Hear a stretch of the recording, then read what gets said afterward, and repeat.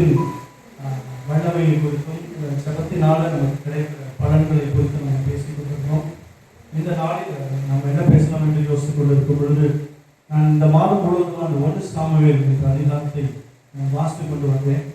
ஒரு சாதாரண ஒரு மனுஷனை ஆண்டவர் ராஜாவை மாற்றுகிற ஒரு காரியத்தை நான் பார்த்து அதை விஷயமா நான் பேசுவேன். ஆனால் கர்த்தர் வாழ்க்கையில கிருபையை தரும் பொழுது, அதை உணராமல் நாம் வாழும் பொழுது, கர்த்தர் அந்த கிருபையில் என்ன பண்ணுகிறாரு, சில நேரங்களில் கைகளிலிருந்து மீண்டுமாய் அவர் பிடிக்க விடுகிறார்.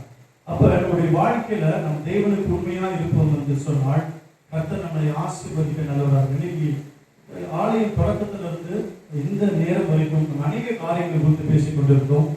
அப்ப சங்கீதத்தை பாஸ்டர் சொன்னாங்க, நம்ம என்ன பண்ணோம்னா, நான் கர்த்தருடைய மெய்ப்பனா இருக்க வேண்டும் என்று சொன்னால் அந்த ஆடானது அந்த மந்தையில சரியாய் இருக்கும் பொழுது அந்த ஆடு சரியான வளர்ச்சி. அப்ப யோசிச்சு பாருங்க, ஒரு ஆடு மந்தையில சரியா இருக்கும் பொழுது அந்த மெய்ப்பன் கொடுக்கிற அந்த ஆகாரம் சரியான நேரத்துக்கு என்ன பண்ணும், ஆகாரம் கிடைக்கும். அந்த மந்தையில அந்த ஆடு இருக்கும் பொழுது அந்த ஆடுக்கு தண்ணீர் கிடைக்கும். அந்த ஆடுக்கு தேவையான காரியங்களை கீழே விழுந்தாலும் ஓடி போனாலும் அந்த மெய்ப்பன் என்ன பண்ணுவாரு, அந்த ஆடை மீண்டுமாய் பிடித்து கொண்டு வந்து தன்னுடைய மந்தையை சேர்ப்பார். அப்ப இது என்ன கற்றுக் கொடுக்கிறது என்று சொன்னால், நம்ம வாழ்க்கையில நம்ம அந்த உலகத்தோடு ஒட்டி வாழ்ந்து கொண்டு இருக்கிறோம். நம்ம வாழ்க்கையில அநேக டிஸ்ட்ராக்ஷன்ஸ், நீங்க சொன்னது போல மொபைல் போன் வந்து ஒரு பெரிய டிஸ்ட்ராக்ஷனா இன்னைக்கு யங் பீப்புளுக்கு இருக்கு. நம்ம சொல்றோம், ரீல் பார்க்கறதா வெறும் ரீல் தான், ஒரு நாள் ஃபீல் பண்ண வேண்டிய நேரம் வரும் அப்படின்னு சொன்னாலும் அவங்க என்ன பண்றாங்க, அதை பத்திலாம் அவங்க ஃபீல் பண்றதில்ல, அவங்க ரீல் தான் எங்களுக்கு முக்கியம் அப்படின்னு சொல்லி அவங்க ரீலை நோக்கி ஓடிக்கொண்டிருக்கிறார்கள். ஆனால் ஒரு நாள் அவர்கள் யோசிக்க வாழ்க்கையில கொடுப்பாங்க. ஏன் இதை சொல்றோம்னா, நிறைய பேர் சொல்றாங்க, எங்க அப்பா வந்து அப்படிதான் சொன்னாரு, எங்களுக்கெல்லாம் அறிவுரை சொல்லப்படுது, நாங்க கேட்கல. இதுல ஒரு பெரிய விஷயம் என்னன்னா, there is a gap between advice and listening. அப்பா சொல்றத அந்த பிள்ளை கேட்டுச்சுன்னு சொன்னா, அது வாழ்க்கையில இப்போ 10 வருஷத்துக்கு அப்புறம் நான் ஒரு ஆசீர்வாதத்தை அடையிறேன்னு சொன்னா அது இமீடியட்டாவே கிடைச்சிடும். ஆனா நான் அதை லிசன் பண்ணாம போகும் பொழுது 2 விதமான காரியங்கள். ஒண்ணு, நான் அடிபட்டு தான் நான் திருந்துவேன்னு சொன்னா, நீ அடிபட்டுக்கிறது யாரும் ஒன்றும் பண்ண முடியாது. ஆனால் அடிபடாம திருந்துவேன் என்று சொல்வதுதான் தந்தையுடைய ஆசை. ஆண்டவர் இந்த நாளில அப்படிப்பட்ட ஒரு காரியத்தை தான் நம்மளோட கூட செல்ல பேச போகிறார்.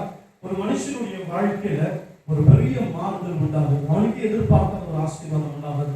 ஆனால் அந்த ஆசீர்வாதத்தில் அவன் நிலையாக இருக்கிறான் என்பதுதான் இந்த நாளில் நம்ம தியானிக்க போகிறோம். அவருடைய தலைகளை தாழ்த்தி ஒரு நிமிடமாய் கண்களை நோக்கி ஆண்டவர் நோக்கி பார்த்தாண்டவரே, இந்த வார்த்தை மூலியமாக எங்களோடு கூட பேசுங்க ஆண்டவரே. பேசுகிறது நான் அல்ல, ஆண்டவருடைய வார்த்தை இந்த நாளில நீ வந்திருக்கிற ஒவ்வொருவரோடு கூட இடைப்படும்படியாய் ஆண்டவரே, ஒவ்வொருவரையும் தேவன் இந்த நாளில் இந்த வார்த்தை மூலியம் தொடுபடியாக இருதயங்கள் மாற்றப்படும்படியாய் நாங்கள் செபிக்கிறோம். ஆண்டவரே, இந்த நாளில ஆண்டவருடைய பிள்ளைகளுடைய வாழ்க்கையில் ஒரு பெரிய மாறுதல் உண்டாகும்படியாக நாங்கள் செபிக்கிறோம். ஆண்டவரே, இந்த கரங்களை தாழ்த்துகிறோம். ஆண்டவரே, விசுவாசியே நீ பதறாதே, விசுவாசியே நீ கலங்காதே, விசுவாசியே நீ பதறாதே, விசுவாசியே நீ கலங்காதே,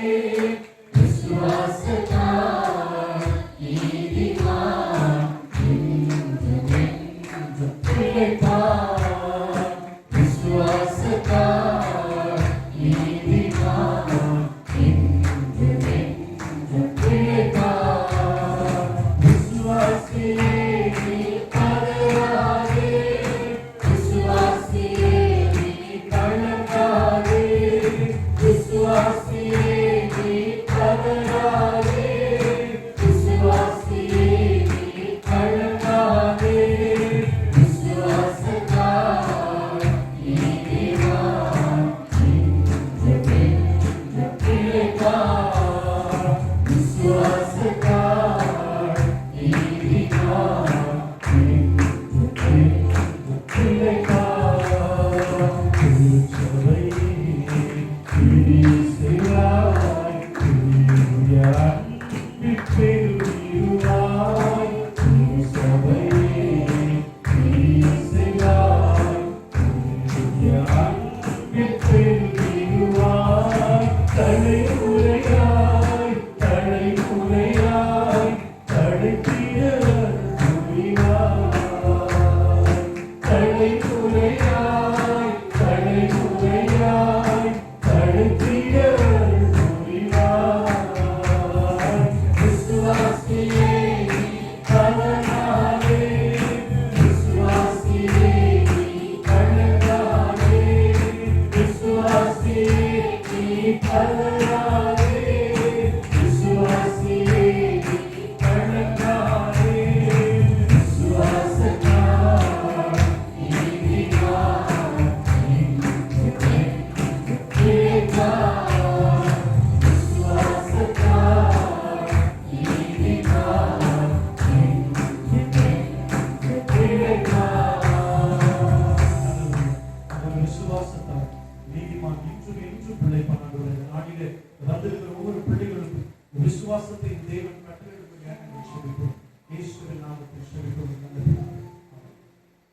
நாளிலும் கூட ஒரு சின்ன ஒரு இந்த காரியத்தை குறித்து சொல்லிவிட்டு நான் மீதமான வசனத்துக்குள்ளாக நான் கடந்து போக நான் ஆசைப்படுகிறேன்.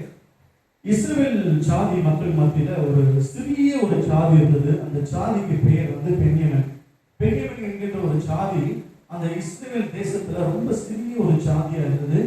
அந்த சிறிய ஜாதியில ஒரு பெரிய மனிதன் இருந்தான். அந்த மனிதன் பேர் தான் சவுல். சவுல் என்கின்ற ஒரு மனிதன்.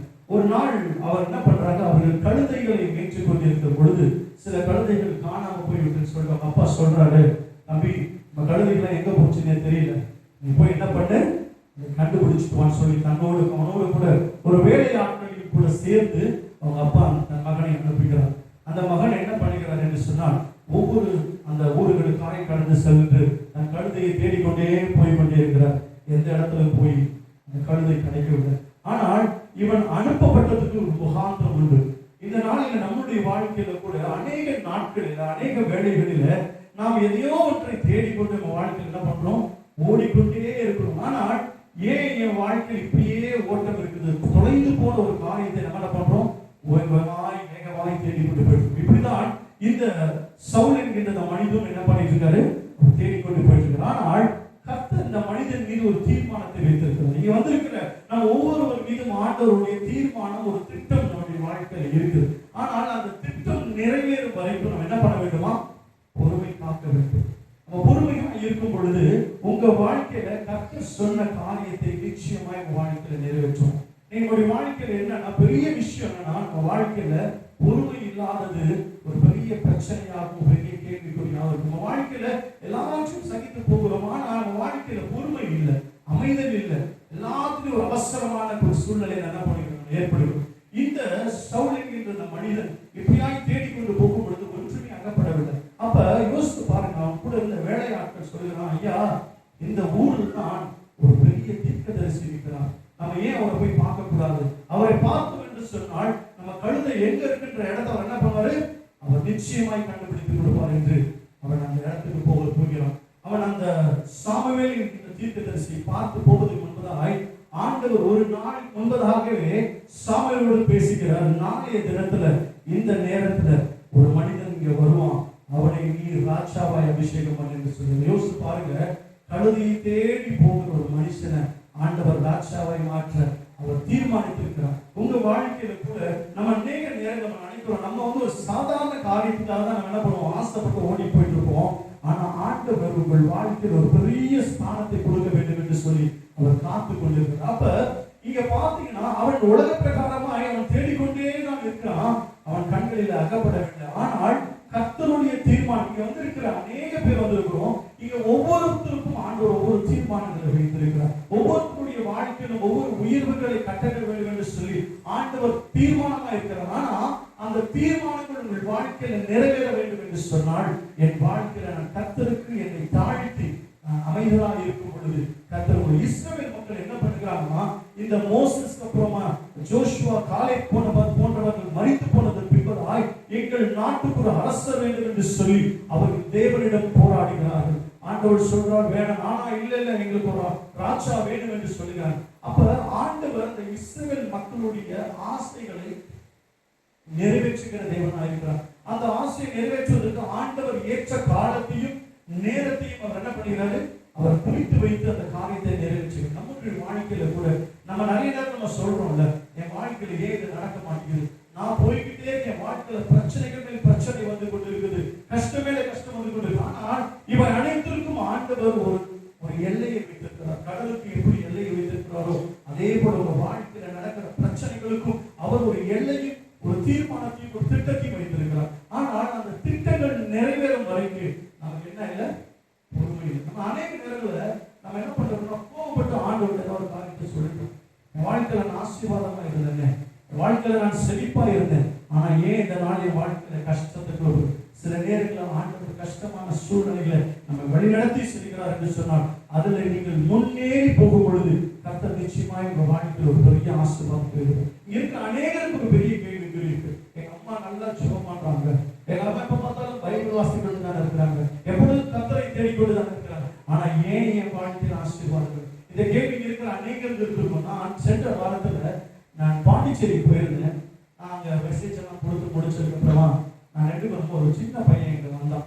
அவன் வந்து 6th ஸ்டாண்டர்ட்லேருந்து 7th ஸ்டாண்டர்ட் படிக்கிற ஒரு பையன். அவன் நேராக வந்து என் பக்கத்தில் இருந்து, அங்கிள் நான் என்னப்பா அப்படின்னு சொன்னேன். அங்கிள் என்ன சோமன் இருக்கலான்னு கேட்டான். நான் நார்மலாகவே பண்ண மாட்டேன் சார். என்னப்பா உங்களுக்கு பிரச்சனை நான் என்ன இருக்கா சோமன்னு கேட்டேன். அவன் சொன்னான், அங்கிள் எனக்கு சுகர் வந்து எனக்கு 600 இருக்குன்னு சொன்னான். சொல்லும்போது அங்கிள் இருக்கு தண்ணி வந்து இருக்குது. என்னப்பா சொல்கிறேன்னு. ஆமாம் நான் டெய்லி இன்சுலின் போட்டு நான் ஸ்கூலுக்கு போகிறேன்னு சொன்னேன். சின்ன பையன் 7th ஸ்டாண்டர்ட் படிக்கிற பையன். இன்னைக்கு சாப்பிட்டு சொன்னாங்க, ஹாஸ்பிட்டலில் போய் இங்கே பாருங்க எவ்வளோ பேர் உடலுக்கு ஊசலாடி கொண்டு இருக்கிறாங்கன்னு சொல்லிட்டு. அந்த சின்ன பையன் எவ்வளோ சொல்லுவாங்க, 600 சுகர். அவன் டெய்லி இன்சுலின் அவனே தொடையில் போட்டுட்டு நான் போவேன், திருப்பி சாயந்தரம் இன்னொரு இன்சுலின் போட்டுக்குவேன்னு சொன்னான். அவன் தாய் பக்கத்தில் அழுது கொண்டே இருந்தாங்க. ஆனால் அவனுக்குள்ள இருக்க விசுவாசத்தை நான் பார்த்தேன். பிரதர் கர்த்தர் என் பிள்ளைக்கு சுகத்தை கொடுத்துருக்கிறாரு. இத்தனை வருஷமா இருக்கும், இந்த வருஷமா இருக்கு அவனுக்கே தெரியும்.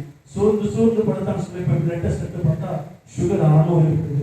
யோசிச்சு பாருங்க, இங்க இருக்கிறவர்கள் எத்தனையோ பேருக்கு சுகர் இருக்கலாம், வியாதி இருக்கலாம், பிரச்சனைகள் இருக்கலாம். ஆனா ஆண்டவர் நம்மை கைவிடாமல் பாதுகாத்து வழி நடத்தி வருகிறார். எத்தனை பேர் நம்ம கர்த்தருக்கு நன்றி சொல்லுகிறவர்களாக இருக்கிறோம்?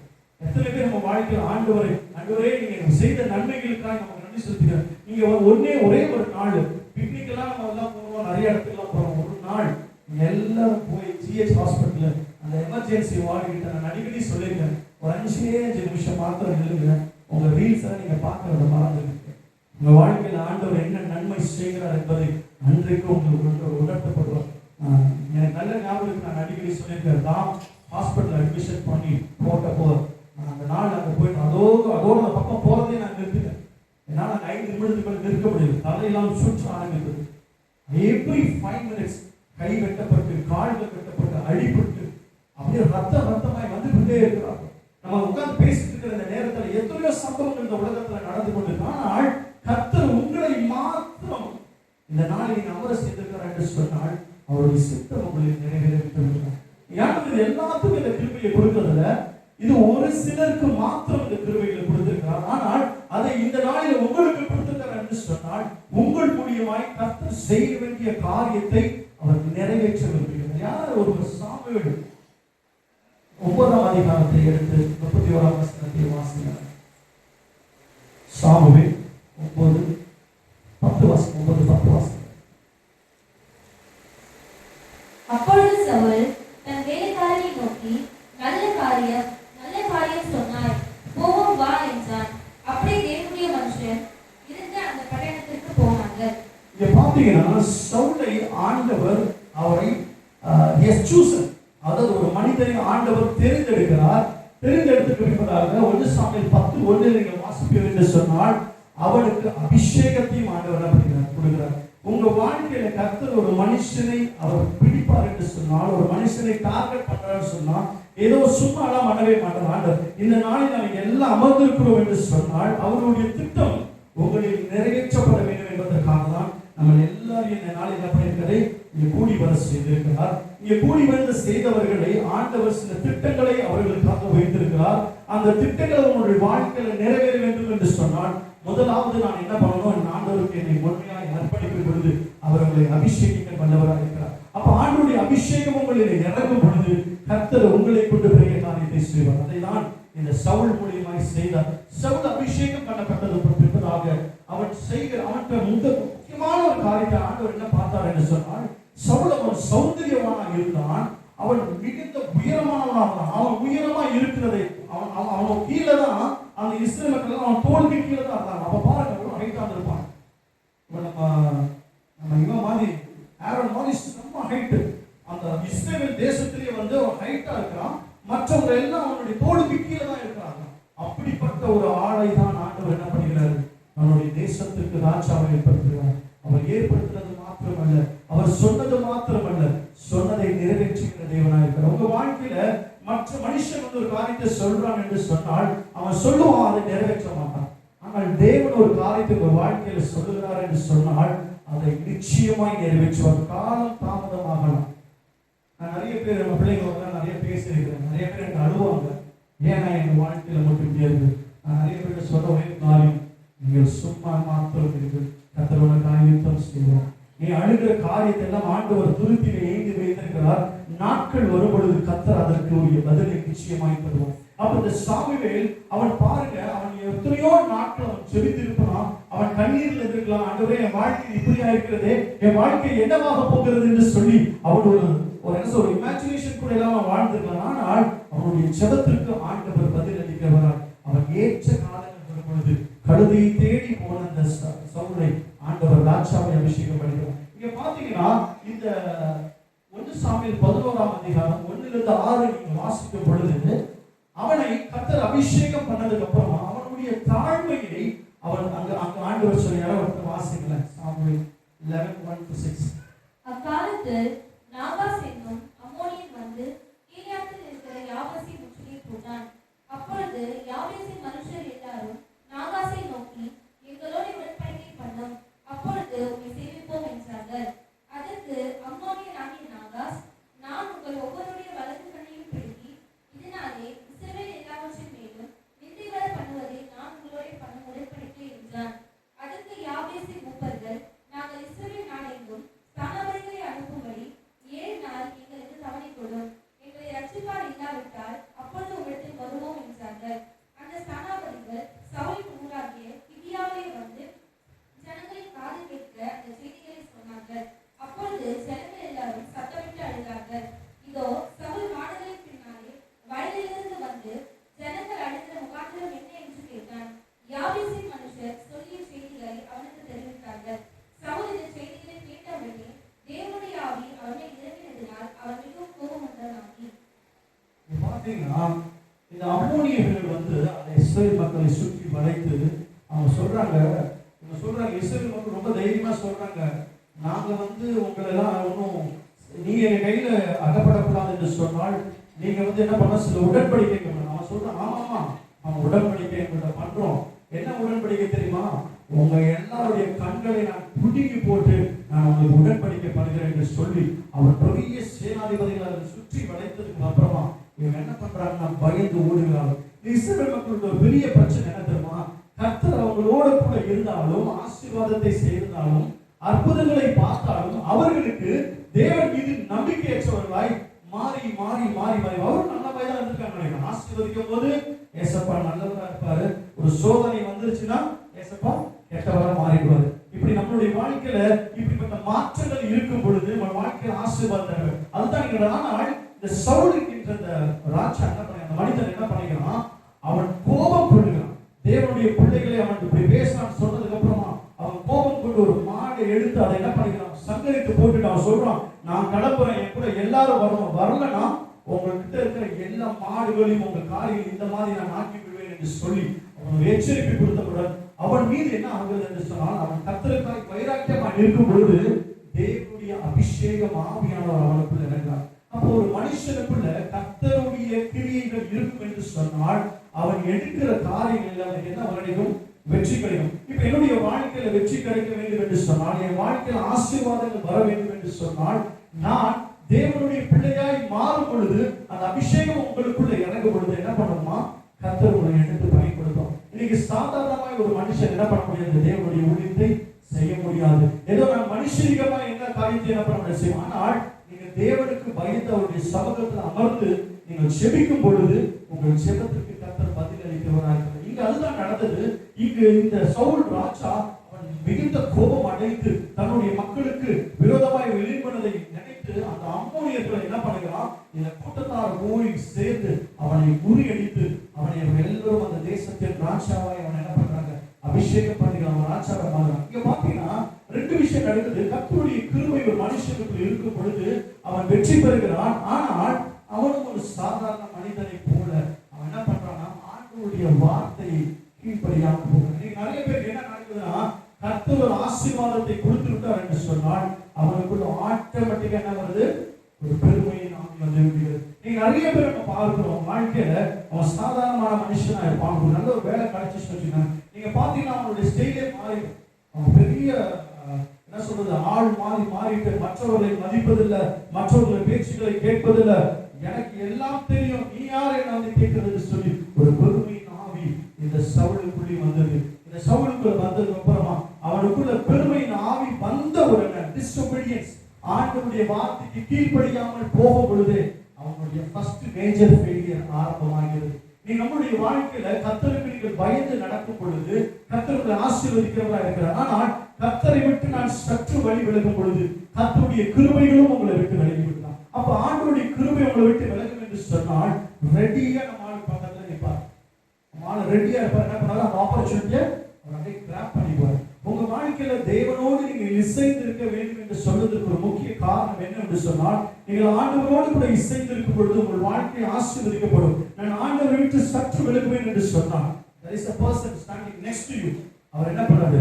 உங்கள் வாழ்க்கைக்குள்ள வந்துவார். அவருடைய வழி நடத்துதலே வேற மாதிரி இருக்கும். நீங்க பாத்தீங்கன்னா இவன் தேவனால் அபிஷேகம் பண்ணப்பட்டவன் தான், கர்த்தருடைய ஆவியானவர் அவன் மேல் இறங்கின ஒரு மனுஷன் தான். ஆனால் அவனுக்குள்ள இன்னொரு ஆவியை வர கர்த்தர் அனுமதிக்கிறார். எதனால் என்று சொன்னார், யாராவது சாமுவேல் 13ஆம் அதிகாரத்தை எடுத்து வாசிக்கிறேன்.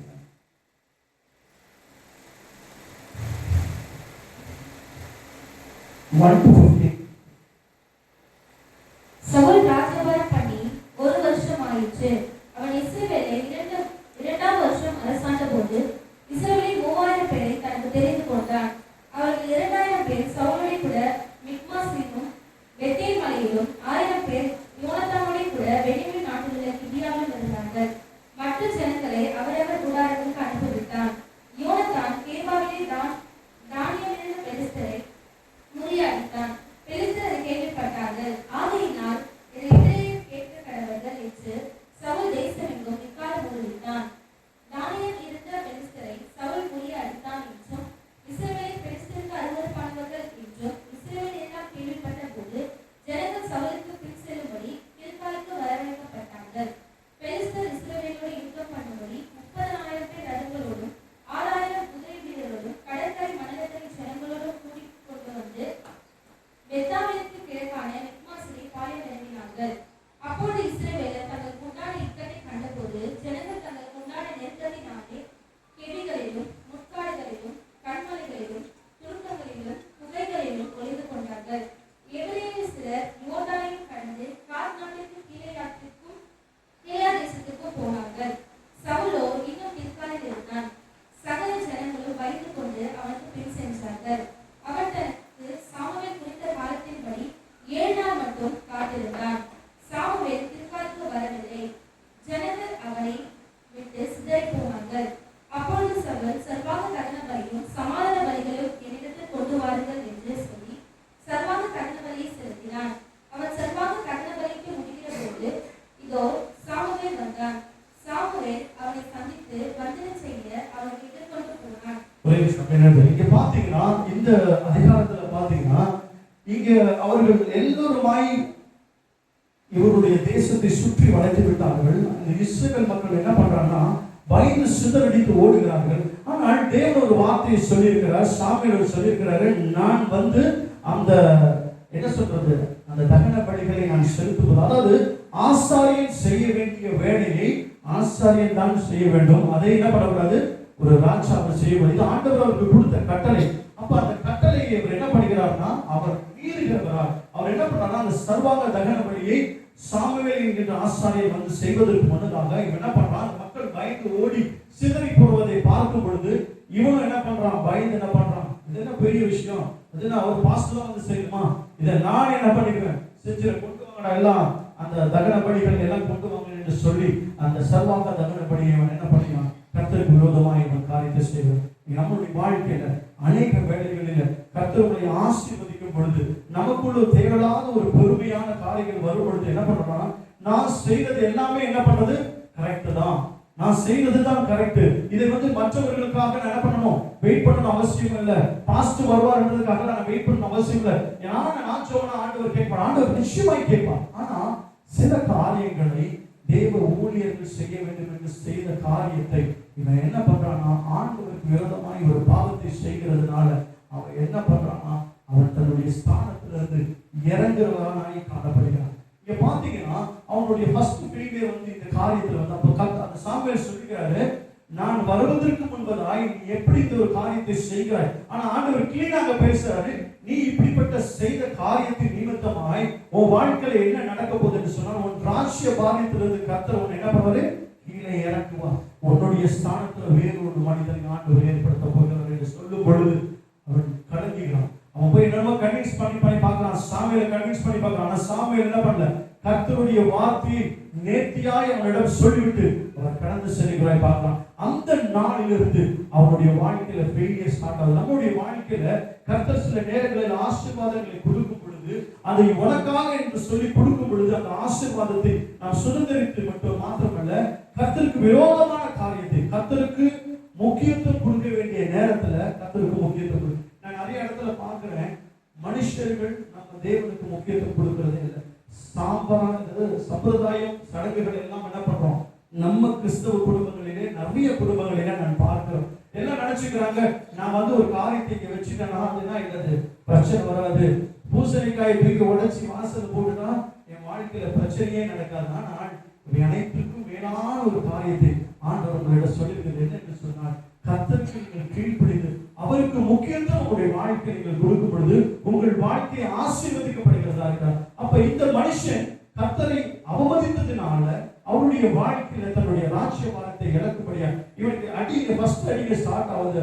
அடுத்த அடி பார்த்தீங்கன்னா அகைன் அவர் என்ன சொல்கிறாரு, ஆண்டவர் அப்பயும் ஆண்டவர் அவரோட அவர் சொல்றாரு, இஸ்ரவேல் மக்கத்தின் நிமித்தமாய் என் ஆண்டவருடைய கிருபை உனக்கு இருக்கும், ஆனா அவனுடைய ராஜ்யபாரம் அவனோட இருக்காது என்று சொல்கிறார். அப்போதும் மீண்டும் அவன் ஆகாப் ராஜாவின் தேசத்தையும் ஆண்டவர் என்ன சொல்கிறாரு, அதாவது 1 சாமுவேல் 15ஆம் அதிகாரம் 1-9 வரைக்கும் வாசிப்பீர்கள் என்று சொன்னால், அவன் மீண்டுமாய் ஆண்டவர் சொல்கிறார், இந்த தேசத்திற்கு போ, அந்த தேசத்தில் உள்ளவர்களை எல்லாரையும் சங்கரிச்சு போடு, பிள்ளைகள் குழந்தைகள் ஆடு மாடு எதையும் கூடாது, எல்லாத்தையும் அடிச்சு போடுன்னு சொன்னான். ஆனால் அவன் மீண்டுமாய் கர்த்தருக்கு விரோதமான ஒரு காரியத்தை செய்கிறான்.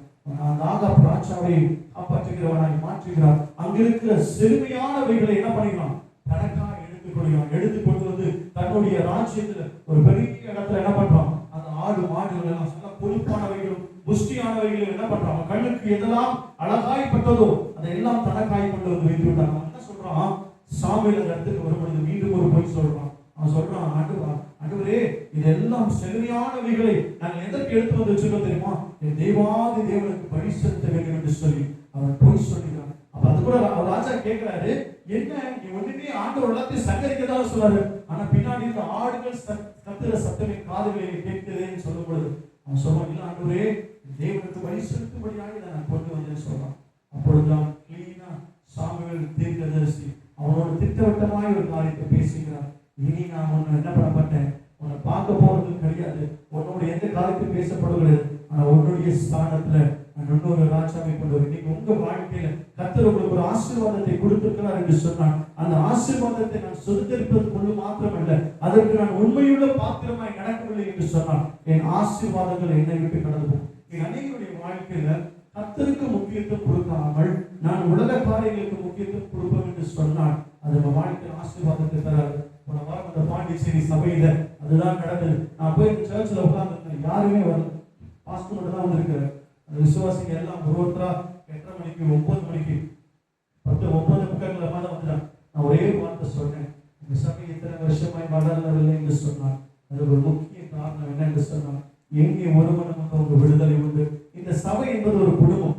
இந்த குடும்பத்துல யாராவது ஒருத்தர் சரியானாலும் இந்த முழு கம்பெனி ஆண்டவர் நான் சேர்த்து கொண்டு நான் இருப்பேன். இந்த சபையில எல்லாருமாய் சேர்ந்து நான் ஒரே ஒரு சேலஞ்ச் அவர்கிட்ட நான் பண்ணேன், நீங்க எல்லாம் காலையில 8 மணி சர்வீஸ் சொன்னா நீங்க 8 மணிக்கு தான் நீங்க வந்து பாருங்க, உங்க சபை வளர்க்கப்படும், உங்க வாழ்க்கையில ஆசீர்வாதங்கள் அடைவீங்க, உங்க வாழ்க்கையில நினைத்திருக்கிற எல்லா காரியத்தையும் ஆண்டவர் உங்க வாழ்க்கையில கொடுப்பார் என்று சொல்லி அவங்களுக்கு சேலஞ்ச் பண்ணிட்டு வந்திருக்கேன். நான் அடுத்த மாதம் வரும் பொழுது நீங்க இதை மாற்றி செய்யும் பொழுது நீங்க பாருங்க, உங்களுடைய தனிப்பட்ட வாழ்க்கையில கூட ஒரு பெரிய மாற்றம் வரும். ஏதோ காரியத்துக்கு நான் வேக வேகமாய் ஓடுகிறேன், ஆனா தேவனுடைய சமூகம் என்று சொல்லும் பொழுது எனக்குள்ள பயம் வருவதில்லை. என் வாழ்க்கையில ஆசீர்வாதம் அடையாததுக்கு அது ஒரு முக்கிய காரணமாக இருக்கு என்று சொல்லி அவங்கள்ட்ட சொல்லிட்டு அந்த பிள்ளைகள் நம்ம சோமட்டு வந்திருக்கோம். கர்த்தர் நிச்சயமாய் அந்த பிள்ளையும் அந்த மகனுக்கும் கர்த்தர் சுகத்தை கொடுப்பார். நீங்கள் உங்களுடைய தனிப்பட்ட செவத்தில் அந்த மகளுக்காக நீங்கள் செபிக்கும்படியா நான் கேட்டுக்கொள்கிறேன். அப்ப இந்த இடத்துல சாமுவேல் கர்த்தருடைய வார்த்தையை கேட்கக்கூடாதபடி இருந்தபடினால அவனுடைய வாழ்க்கையில ஆசீர்வாதத்தை அவன் இழக்க ஆரம்பிக்கும்.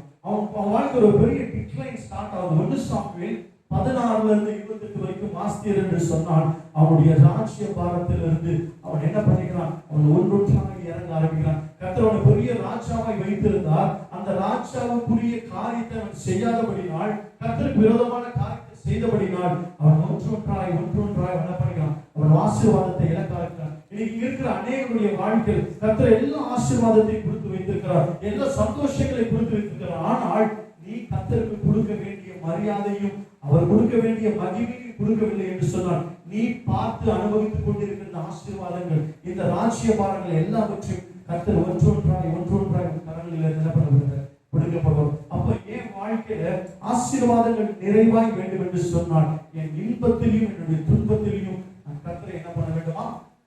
ஒரு அருமையான பாட்டு இருக்கு இல்லையா? என் இன்ப துன்ப நேரம் நான் உம்மை போற்றுவேன்.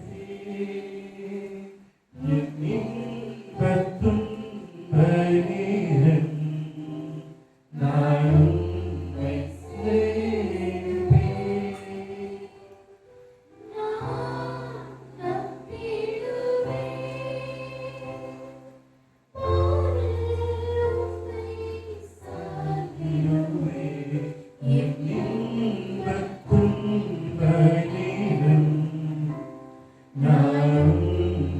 சேவிப்பேன். என் ஆண்டவரை மாத்திரம் நான் சேவிப்பேன். இந்த வாழ்க்கையில் என்ன பிரச்சனைகள் வந்தாலும், என்ன போராட்டங்கள் வந்தாலும், என்ன கஷ்டங்கள் வந்தாலும், என்ன நிந்தைகள் வந்தாலும், ஒரே ஒரு தெய்வன் என்னோடு கூட வந்து அவர் ஒரு நாள் என்னை கைவிட மாட்டார் என்று சொல்லி நீங்கள் கர்த்தரை மாத்திரம் சார்ந்து இருப்பீர்கள் என்று சொன்னார். கர்த்தர் உங்களை இந்த நிலைமையிலிருந்து அவர் மீண்டுமாய் உங்களுடைய பழைய நிலைமையில கொண்டு போய் வைக்க அவர் நல்லவராக. நான் பார்க்கறதெல்லாம் ஒரு வெறுமையாய் காணப்படலாம். என் வாழ்க்கையில ஒண்ணுமே நடக்க மாட்டேங்குது, நான் எடுக்கிறது எல்லாமே ஃபெயிலியர் என்று சொல்லி நீங்க நினைக்கலாம். ஆனால் இந்த நாளில கர்த்தர் உங்களோடு கூட பேசுகிற வார்த்தை என்னன்னு சொன்னால், கர்த்தரை நீங்கள் சார்ந்து இருக்கும் பொழுது, கர்த்தரை முழுமனதோடு, அதாவது நீங்க நிறைய பேர் ஆண்டவரை தேடுவது எப்படின்னு சொன்னா, இப்ப என்னுடைய பிள்ளையை நான் நேசிக்கிறேன் என்று சொன்னால் முழுமனதோடு கூட நான் நேசிக்கிறேன். ஆனா அநேக நேரங்கள்ல நம்முடைய பிள்ளைகளை அதை என்ன பண்றதில்ல, நம்ம உணர்றது இல்லை. தேவனையும் நம்மளும் அப்படிதான் இருக்கிறோம். இன்னைக்கு ஆண்டவரை அதிகமாய் நேசிப்பதை அநேக நேரங்களில் நம்ம என்ன பண்றதில்ல, உணர்றது. என் பிள்ளைக்கு அப்ப என்ன பண்ணணும், அவங்க சாக்லேட் வாங்கி கொடுத்தா அவர் என்ன நம்புவாரு, அவருக்கு நம்ம ட்ரெஸ் வாங்கி கொடுத்தா அவர் நம்ம நம்புவாரு. நீங்க ஒரு பர்த்டேக்கு அவர் எதுவும் வாங்கி கொடுக்கலன்னு வச்சுக்கோங்களேன், எங்க அப்பா என்ன பண்றது, இவர் வேஸ்ட், அவருக்கு செய்ய வேண்டிய நன்மைகளை செய்யவில்லை என்று சொன்னால் அந்த அப்பா என்ன பண்ணல, என்னை நேசிக்கலை என்று சொல்லி உங்க பிள்ளைகள் சொல்லும். ஆனா அந்த தகப்பனுடைய இருதயத்துல அந்த பிள்ளை மீது எவ்வளவு அன்பு வைத்திருக்கிறார் என்பது ஆண்டவர் மாத்திரம் தான் அறிவார். இந்த நாளில என் அமர்ந்து இருக்கிறோமோ, உங்கள் மீது ஆண்டவர் எவ்வளவு அன்பு வைத்திருக்கிறார் என்பது ஆண்டவருக்கு மாத்திரம் தான் தெரியும். அநேக நேரங்கள் அதை உணர முடியாமல் நீங்க அமர்ந்திருக்கோம். ஏன் என் வாழ்க்கை அநேக நேரங்களுக்கு ஆளுநர் கேள்வி கேட்டு தான் இருக்கிறோம். ஆண்டவர் என் வாழ்க்கையில ஏன் இப்படி நடக்குது, என் வாழ்க்கையில பிரச்சனைகள் பிரச்சனை வருது, என் வாழ்க்கையில அவமானங்கள் நிந்தைகள் வருது, வேதனை, என் வாழ்க்கையில சந்தோஷங்கள் என்று சொல்லி. ஆனால் கர்த்தருடைய இருதயத்துல நீங்கள் ரொம்ப முக்கியமான ஒரு ஸ்தானத்துல வைத்திருக்கீங்க. ஆனால் ஆண்டவருக்கு முக்கியத்துவம் கொடுக்கும் பொழுது, நான் என் தேவனை நேசிக்கும் பொழுது அந்த குடும்ப மகிழ்ச்சியாகும். எப்படி தந்தை பிள்ளைகளை நேசிப்பது போல் அந்த பிள்ளைகளும் தந்தையை நேசிக்கும் பொழுது அந்த குடும்பத்தில் ஒரு பெரிய சமாதானம் உண்டாகும், ஒரு பெரிய சந்தோஷம் உண்டாகும். அப்படிப்பட்ட ஒரு குடும்பத்துல தேவனுடைய ஆசீர்வாதம் அந்த நிலையாய் தங்கி இருக்கும். இன்னைக்கு நம்முடைய வாழ்க்கையில கர்த்தர் சவுல் மூலியமாக உணர்த்த காரியம் என்னவென்று சொன்னால், உங்க வாழ்க்கையில கர்த்தர் உங்களை ஆசீர்வதிக்கும் போது நம்ம தேவனை மறந்து விடுகிறோம். ஆனால் தாழ்மையில் இருக்கும் பொழுது நம்ம தேவனுக்கு என்ன பண்றோம், ஏன் ஆண்டவரே எனக்கு கஷ்டங்கள், அந்த கஷ்டத்தை நான் ஆண்டவரை நான் ஆசீர்வதித்தாலும் சரி, ஆண்டவரை என்னை தாழ்த்தினாலும் சரி, இன்பத்திலும் துன்பத்திலும் என் தேவனை நான் எப்பொழுதும் ஒரே மாதிரி அதே அன்போடு கூட நான் தேவனை நேசிப்பேன் என்று சொல்லும்போது கர்த்தரை ஆசீர்வதிப்பார். இங்க சவுலுடைய வாழ்க்கையில ஒரு பெரிய டிக்ளைன் ஸ்டார்ட் ஆகுது. அவன் என்ன பண்றான், தேவனுடைய அபிஷேகம் ஆவியானவர் அவனை விட்டு விலகினவுடன் ஒரு அசுத்த ஆவி அவனுக்குள்ள வருகிறது.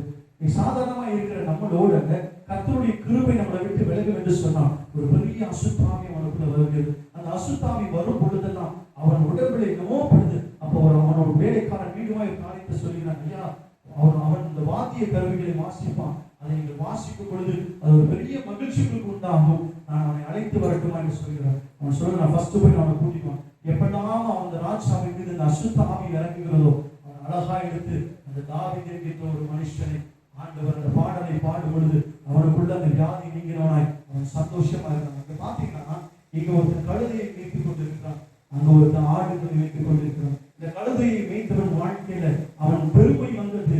அந்த ஆடுகளை மேய்த்துக் கொண்டிருக்கிற அந்த சாதாரண தாவீதுக்கு ஆண்டவர் மீது கிருபையும் தயவும் தாழ்மையும் அவனுக்கு கொடுத்து எந்த வாழ்க்கையில தாழ்மை இருக்குதோ யோசிச்சு பாருங்க. இங்க ஒரு பெரிய ராஜாவை இருந்து அவன் சரிந்து கொண்டு இருக்கும் பொழுது குப்பையிலிருந்து புழுதிலிருந்து ஆண்டவர் உயர்த்த ஆரம்பிக்கிறார். இந்த நாளில உங்கள் வாழ்க்கையில கூட நீங்கள் நினைக்கலாம், ஆண்டவரே நான் பெரிய இடத்துல இருந்து நீங்க அப்படியே தாழ்மையாய் வந்து கொண்டிருக்கிறேன். இல்ல, உங்களை மீண்டுமாய் ஆண்டவர் உயர்த்த சுத்தமா இருக்கிறார். கர்த்தருக்கு பயப்படும் பொழுது, கர்த்தருக்கு உங்களை நீங்கள் தாழ்த்தும் பொழுது, நீங்கள் இருக்கிற இடத்துல எந்த சூழ்நிலையில் இருந்தாலும், இங்க ராஜா பயத்துல அமர்ந்திருக்கான், அவன் வாழ்க்கையில நிம்மதி இல்லை, அவனுக்கு எல்லா வசதிகளும் இருக்கு, அவனுக்கு வாத்திய கருவிகளை வாசிகளுக்கு எத்தனையோ மியூசிஷியன்ஸ் இருக்கிறாங்க. ஆனால் அந்த தாவீதை தான் ஆண்டவர் அங்க வந்து நிப்பாட்டிருக்கிறார். ஆடுகளை மீட்டு கொண்டு காட்டுக்குள்ள உட்கார்ந்து இருந்த ராஜா அந்த தாவீதை ஆண்டவர் கொண்டு, ஆனால் ஆண்டவருடைய திட்டம் வேற. அவனுக்கு தெரியாது, சவுலுக்கு தெரியாது, அப்புறமா தான் அவனுக்கு தெரியும், வாசிக்கும் பொழுது தெரியும். அந்த தாவீதை கொண்டு அவனுடைய பேய்களை ஆண்டவர் விரட்டி கொண்டிருக்கிறார் என்ற காரணம் ஆண்டவர் முன்குறிப்பிட்டார். அவனை அந்த ஆடுகளை வைத்துக் கொண்டு அந்த தாவீதை ஆண்டவர் ராஜ்யபாரத்தில் உட்கார வைக்க வேண்டும் என் தெய்வம் தீர்மானித்திருக்கிறார். இன்னைக்கு உங்க வாழ்க்கையில நம்ம நினைக்கலாம், நான் ஏற்கனவே ஒரு ஓட்டையில ஒரு ஓலை கொட்டாயில நான் ஆண்டு கொண்டு இருக்கிறேன், ஆண்டவர் எப்படியா என்னை கொண்டு போய் ராஜ்யபாரத்தில் வைப்பா. நீங்க நினைக்காதீங்க. தாழ்மையாய் இருந்த இதே சவுலை தான் ஆண்டவர் ராஜாவை மாற்றினார். அவன் கண்களுக்கு முன்பதாகவே அவனுடைய வாழ்க்கைகள் அனைத்தையும் சரிந்து போகும்படியாக செய்தார். எப்போது நடந்தது என்று சொன்னால், அவன் கர்த்தரை விட்டு விலகும் பொழுது, கர்த்தருடைய வார்த்தையை கேட்காத பொழுது, கர்த்தர் சொல்லுகிற காரியங்கள் வாழ்க்கையில் செய்யாத போது உங்களுடைய ஆசீர்வாதங்களை ஆண்டவர் பிடுங்குகிறார். ஆனால் இங்கு ஒரு மனிதன் கர்த்தருக்காகவே தன்னுடைய வாழ்க்கையை தியாகம் பண்ணி அவன் காட்டுக்குள்ளேயே இருந்தாலும் அவன் தேவனை துதித்துக் கொண்டே இருந்தான். ஆண்டவர் அவனுடைய இருதயத்தை பார்த்து மீண்டுமாய் உயர்த்தி அவனை ராஜாவாய் மாற்றுகிறார். இந்த நாளில கர்த்தர் வந்திருக்கிற உங்கள் ஒவ்வொருவரோடும் பேசுகிற ஒரு காரியம் என்னன்னு சொன்னா, கர்த்தருக்கு முக்கியமான ஒரு காரியம் என்னன்னா, அவர் ஒபீடியன்ஸை ரொம்ப விரும்புகிறார். உங்க வாழ்க்கையில் ஒரு ஆசீர்வாதத்தை கொடுக்கிறார் என்று சொன்னால் அதை நாம் என்ன பண்ணக்கூடாது? பெருமை பாராட்டக்கூடாது. அது என்ன ஆசீர்வாதமா இருக்காலும் சரி, அது உங்க வாழ்க்கையில ஒரு பெரிய மேரிட் லைஃபா இருக்கலாம், உங்க வாழ்க்கையில பெரிய உத்தியோகமா இருக்கலாம், உங்க வாழ்க்கையில ஒரு பெரிய வாகனத்தை வாங்க ஆண்டவர் உதவி செய்யலாம், உங்க இடத்துல ஒரு பெரிய ஆரம் வாங்குற செயின் வாங்குறதுக்கு ஆண்டவர் உதவி செய்யலாம். அது என்ன ஆசீர்வாதமா இருந்தாலும் சரி, உங்களை நீங்கள் கர்த்தருடைய இடங்களை தாழ்த்தி, ஆண்டவரே இந்த பொருள்கள் மீது எனக்கு பெருமை வேண்டாம், ஆண்டவர் நீங்க கொடுத்த பொருள்கள் எல்லாம் இந்த உலகத்தோடு அழிந்து மண்ணாய் போக போகிறது, இந்த உலகத்துல நான் மறித்தேன் என்று சொன்னான், இந்த உடலின் சரீரம் மாத்திரம் தான் இந்த மண்ணுக்கு போகும். நான் எடுத்துக்கொண்டு சம்பாதிக்கிற இந்த பொருள் எதுவும் என்ன பண்ண போறதில்ல, என் கூட வரப்போறதில்லை. நீங்க நான் கண்ணை மூடிட்டேன்னு வச்சுக்கோங்களேன், நான் கஷ்டப்பட்டு வாங்கி லோனு கட்டி சேர்த்து வச்சு இந்த சொத்துக்கு யாரு முதலாளி? கஷ்டப்பட்டு கட்டினதெல்லாம் நான். ஆனா இது யாரு முதலாளி ஆவாங்க? ஜோஷா தான் முதலாளி ஆவாங்க. நான் எடுத்துட்டு போறது நாளைக்கு அதுவும் அவர்களுக்கும் அதுதான் நடக்க போகிறது. ஆக இந்த பொருள்கள் மீது உங்களுக்கு கவனம் போகக்கூடாது. நீங்கள் கர்த்தரை மாத்திரம் போற்றுகிறவர்களா, கர்த்தரை மாத்திரம் மேன்மை பாராட்டும் பொழுது உங்கள் வாழ்க்கையில் ஆசீர்வாதங்கள் பெருகிக் கொண்டே இருக்கும். நீங்க அனைவருடைய வாழ்க்கையில் ஆசீர்வாதங்கள் இருக்கு, ஆனால் அதை அனுபவிக்க கூடாதபடி அவங்க வாழ்க்கையில் ஒரு பெரிய வேதனை இருக்கு. எனக்கு தெரிஞ்ச பெரிய பிசினஸ் மேன் இருக்கிறாரு, உங்களுக்கு எல்லாத்துக்குமே தெரியும். அவரை நான் பாம்பே போயிருந்தப்ப நான் அவரை பார்த்தேன். மிஸ்டர் அனில் அம்பானி அவருடைய மகனை பார்த்துருப்பீர்கள் சொல்லி நாங்கள் ஒரு ஃபங்க்ஷனுக்கு போயிருந்தோம், நாங்கள் பிஸ்னஸுக்கு போயிருந்தோம். அவர் நடந்து வர, அவரை சுற்றி 10 பேர் வராங்க, அவரால் நடக்க முடியும், இப்படிதான் வர. அவங்ககிட்ட இல்லாத பணமே கிடையாது. ஆனா யோசித்து பாருங்க, எல்லாம் இருந்தும் அதை அனுபவிக்க கூடாதபடி ஒரு சூழ்நிலை கற்றுக்கிட்டு. ஆனா நீங்க நம்ம ஏரிக்கரில் போய் நம்ம யாராவது வெஸ்டர்ன் வீட்டுல போனோம்னு எப்போ போனாலும் சாப்பிட்டு போங்க, சாப்பிட விட மாட்டாங்க. எஃப்சில போனாலும் சரி, எங்க போனாலும் நமக்கு என்ன பண்ணுவோம்? சந்தோஷமா மகிழ்ச்சி இருக்குது. நான் கஷ்டம் படுறேன், ஆனா கர்த்தர் என்ன பண்றாரு? மகிழ்ச்சியாக இருக்கிறார். இந்த சந்தோஷம் ஆயிரக்கணக்கில், லட்சக்கணக்கில், கோடிக்கணக்கில் அவனுக்கு பணங்கள் இருந்தாலும் அவனுக்கு என்ன பண்ணல? அது நிறைவை தரவில்லை. ஆனால் குறைவாய் இருக்கிறவர்கள் நம்மளை ஆண்டவர் நிறைவாய் வைத்திருக்கிறார். அந்த நிறைவான அந்த சந்தோஷத்துல நீங்கள் மகிழ்ந்து கர்த்தரை துதிக்கும் பொழுது அங்கிருந்து கர்த்தர் உங்களை என்ன பண்ணுவாரு? உயர்த்தி பெரிய மனுஷன். சபையில இருக்கிற அநேக பிள்ளைகளை அப்பா சொல்லியிருக்காரு, தீர்க்கதரிசனமாய் சொல்லியிருக்கிறார், அநேக வார்த்தைகளை சொல்லியிருக்கிறார். இங்க இருக்கிறவங்க பெரிய இன்ஜினியர்ஸ் ஆக, டாக்டர்ஸ் ஆக, இவர்களெல்லாம் பெரிய அரசியல்வாதிகளாக ஆண்டு உயர்த்த போகிறார். இவர்கள் மூலியமாக இந்த சபை கட்டப்பட ஒரு பெரிய சந்தோஷமான விஷயம் என்னமா, நம்ம இந்த சர்ச்சை இம்மட்டுமாய் கட்டினது எந்த ஒரு ஃபாரின் ஃபண்ட் எல்லாம் கிடையாது. கர்த்தர் நம்முடைய கரங்களை கொண்டு இந்த சபையை கட்டி எடுத்திருக்கிறார். எவ்வளவு பெரிய மகிமையான ஒரு காரியம் என்ன தெரியுமா? இதற்கு ஒரு முக்கிய காரணம், ஒரு மனிதன் தாழ்மையாய் தன்னை தாழ்த்தி 50 வருடங்களாக எத்தனையோ கஷ்ட நஷ்டங்களிலே, இந்த ஊழியத்தின் பாதைகளிலே அவர்கள் நடந்து வந்து கஷ்டங்களோடு அனுபவித்து வந்த நாட்கள் எல்லாவற்றுக்கும் ஆண்டவர் இந்த நாளில் பதில் தந்து கொண்டிருக்கிறார். உங்கள் வாழ்க்கையில நீங்களும் கூட இப்படிப்பட்ட சூழ்நிலையில உங்களுடைய பிரச்சனைகள் எதுவா இருந்தாலும் நீங்கள் கவலைப்படாமல் ஆண்டவருக்கு முக்கியத்துவம் கொடுத்து ஆண்டவருடைய காரியத்தை நீங்கள் செய்யும் பொழுது கர்த்தர் உங்களை என்ன பண்ணுகிறார்? உங்களை ஆசீர்வதித்து உங்களை பெருக உங்கள் பிள்ளைகளையும் உங்கள் பிள்ளைகளுடைய பிள்ளைகளையும் ஆசீர்வதிக்க ஆண்டவர் நல்லவர் இருக்கிறாராகவே இந்த நாளில கர்த்தர் நமக்கு சொன்ன காரியம் என்னவென்று சொன்னால், என் இன்பத்திலும் என் துன்பத்திலும் நான் இயேசுவை நேசிப்பேன். என்ன நடந்தாலும் சரி, என் வாழ்க்கையில் எவ்வளவு பெரிய தோல்விகளை சந்தித்தாலும் சரி, ஒரே ஒரு நம்பிக்கை மாத்திரம் கிறிஸ்தவர்களுக்கு உண்டு. ஆண்டவர் என்னை கைவிட மாட்டார். அவர் ஒரு நாளும் என்னை கைவிட மாட்டார். இயேசு என்னை ஒரு நாளும் கைவிட மாட்டார். அவர் என்னை மரண படுக்கையில் இருந்து கூட மீண்டுமாய் என்னை உயர்த்தி அவர் ஸ்தானத்தில் நிறுத்தி வைப்பார் என்கின்ற ஒரே ஒரு நம்பிக்கை கிறிஸ்தவர்களுக்கு மாத்திரம் உண்டு. அநேக காரியங்களை நம்ம பார்க்கிறோம், அநேகருடைய வாழ்க்கை அவர் வீழ்த்து போயிருக்கிறார்கள். ஆனால் கிறிஸ்தவர்களுக்கு மாத்திரம் நம்பிக்கை. காலையில நம்ம ஆமோஸ் தம்பி வந்து சாட்சி சொன்னாரு, எங்க அப்பா உடம்பு செலவு எப்படி தாங்க போகிறார் என்று சொல்லி. ஆனால் தேவ பலத்தினால உங்களுடைய செபத்தினால கர்த்தர் அவரை தாங்குவார், மீண்டுமாய் நிலைநிறுத்துவார் என்கின்ற நம்பிக்கை கிறிஸ்தவர்களுக்கு மாத்திரமே உண்டு. ஆகவே நம்முடைய வாழ்க்கையில எந்த சூழ்நிலையிலும் நம்ம பொறாமை குணம் வராதபடி, மற்றவர்கள் மீது பொறாமைப்படாதவர்கள் நம்மளை தாழ்த்தி கர்த்தருடைய கரங்களில முழுமையாய் நம்மை அர்ப்பணிக்கும் பொழுது கர்த்தர் உங்களை உயர்த்தி உங்களை பெரிய மனிதராய் ஆக்க கர்த்தர் தீர்மானிக்கிறார். ஆகவே சவுலை போல ஆண்டவர்களை ஆசீர்வதிக்கும் பொழுது கர்த்தர் சொன்ன வார்த்தைகளை கேட்டு அதன்படி நீங்கள் நடக்கும் பொழுது பொறுமை உங்களுக்குள்ள வராதபடி, நான் என்கின்ற அந்த ஒரு கர்வம் வராதபடி, ஆண்டவரே நான் என்னை தாழ்த்தி கரத்துல நான் ஒப்புவிக்கிறேன். ஆண்டவரே என்னை எந்த சூழ்நிலைகள் உயர்த்தினாலும் சரி, நான் ஒரு நாள் பெருமை கொள்ள மாட்டேன். ஆண்டவரே என்னை நான் தாழ்த்தி இந்த சிரசை உங்களுடைய பாதத்தில் நான் அர்ப்பணிக்கிறேன் என்று சொல்லும் பொழுது கர்த்தர் உங்களை மேன்மைப்படுத்த அவசியத்துள்ளதால் கர்த்தர் கொடுத்திருக்கிற ஆசீர்வாதத்தில் நாம் உண்மையாக இருப்போம். கர்த்தர் இந்த நாளில் என் வாழ்க்கையில் செய்த எல்லா நன்மைகளுக்காய் கர்த்தரை நம்ம ஆசீர்வதிப்போம். இந்த கடைசியா இந்த காரியத்தில் பார்த்தீங்கன்னா சவுலுடைய காரியம் என்ன அது சொன்னால், அவன் கடைசியாக இந்த பெலிஸ்தர்கள்னால அவன் மரித்து போகும் ஒரு சூழ்நிலை உருவாக்குறார். அப்ப கர்த்தருக்கு விரோதமாய் ஒரு மனுஷன் எழும்பவன் என்று சொன்னால் கர்த்தர் தான் அவனை உயர்த்தினார். ஆனால் அவன் கர்த்தருக்கே விரோதமாய் எழுந்திருக்கும் பொழுது அவன் இந்த உலகத்தில் இல்லாதபடி அவன் மாத்திரமல்ல, அவன் சந்ததிகள் முழுவதும் அழிக்கப்படுகிறது.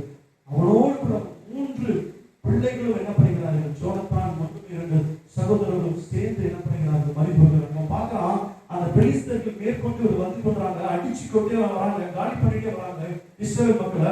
இவன் சொல்றான், தன்னுடைய போர் சேவகரை கூப்பிட்டு என்னை எப்படியாவது குத்தி போட்டுன்னு சொல்றான்.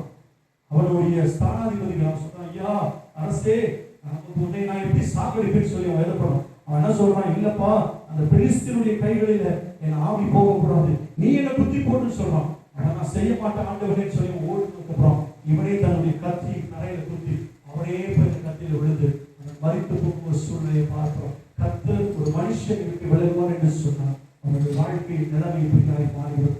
கர்த்தர் ஒரு மனுஷனோடு கூட இருப்பார் என்று சொன்னார், அவனை தாழ்மையிலிருந்து ஆண்டவர் தூக்கி ராஜாக்களோடும் பிரபுக்களோடும் உட்கார செய்வார். இந்த நாளில நம்ம தாழ்மையாக இருக்கலாம், நம்ம கஷ்டத்துல இருக்கலாம், நம்ம கவலையில இருக்கலாம். ஆனால் கர்த்தர் சொல்லுகிற வார்த்தை, நான் உங்களுக்கு திக்கற்றவர்களாய் நிச்சயமாய் நேரம் வரும் பொழுது அவரை குறித்த நேரத்தில் உங்களை மீண்டுமாய் கண்களில் நிறுத்துவார். உங்கள் பிள்ளைகள் மீண்டுமாய் பழைய ஸ்தானத்திற்கு வருவார்கள். நீங்கள் செபிக்கிற செபத்திற்குரிய பதிலை கர்த்தர் நிச்சயமாய் உங்கள் வாழ்க்கையை கட்டிடுவார். நீங்க இத்தனை ஆண்டுகால் எதிர்பார்த்து கொண்டிருக்கிற ஆசீர்வாதங்கள் பிள்ளைகள் மூலியமாய் கர்த்தர் உங்கள் வாழ்க்கையை நிறைவேற்றுவார்கள். தலைகளை தாழ்த்தி கண்களை மூடி, ஆண்டவரே என் வாழ்க்கையில பட்ட கஷ்டங்களுக்கு எல்லாம், ஆண்டவரே வாழ்க்கையில பட்ட கவலைகளுக்கு எல்லாம், ஆண்டவரே நான் இந்த நாளில் என்னை தாழ்த்தி இந்த கரத்தில் அர்ப்பணிக்கிறேன். ஆண்டவரே உடைய கிருபை எங்களுக்கு வேண்டும். ஆண்டவரே உடைய கிருபை இல்லாம எங்களால வாழ முடியாது. ஆண்டவரே உடைய கிருபை இல்லாம எங்கள் உலகத்துல ஆண்டவரே நாங்கள் ஆண்டவரை ஒன்றும் செய்ய முடியாது. ஆண்டவரே உங்கள் கர்த்தரையே நம்பி ஜீவிப்போம். ஆண்டவரே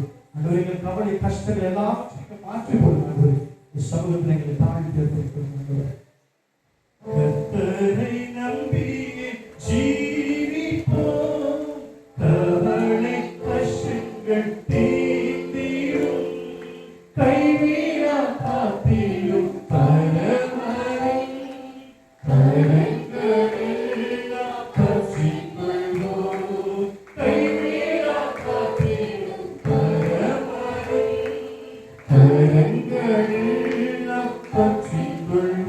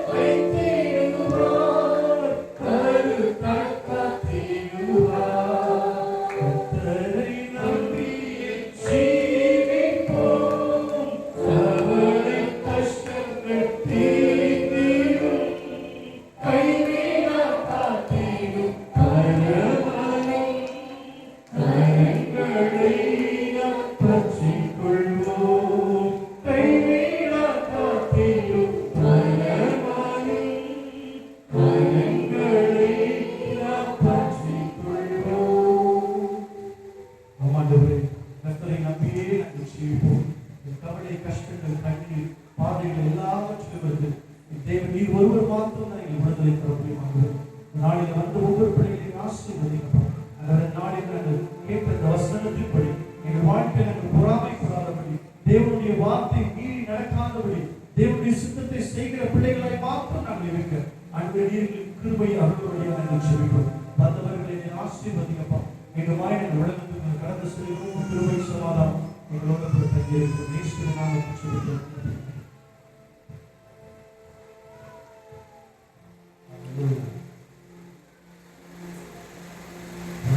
இயேசு கிறிஸ்துவுடைய கிருபை, பிதாவாகிய தேவனுடைய அன்பும் பரிசுத்த ஆவியானவருடைய ஐக்கியமும் அன்பும் சமாதானமும் கேட்கப்பட்டதான தேவனுடைய வார்த்தையின்படியாக தேவனுக்கு கீழ்ப்படிந்த பிள்ளைகள் கர்த்தருக்கு உகந்த பாத்திரவாக கர்த்தர் தாமே நம்முடைய கரங்களை பிடித்து வழி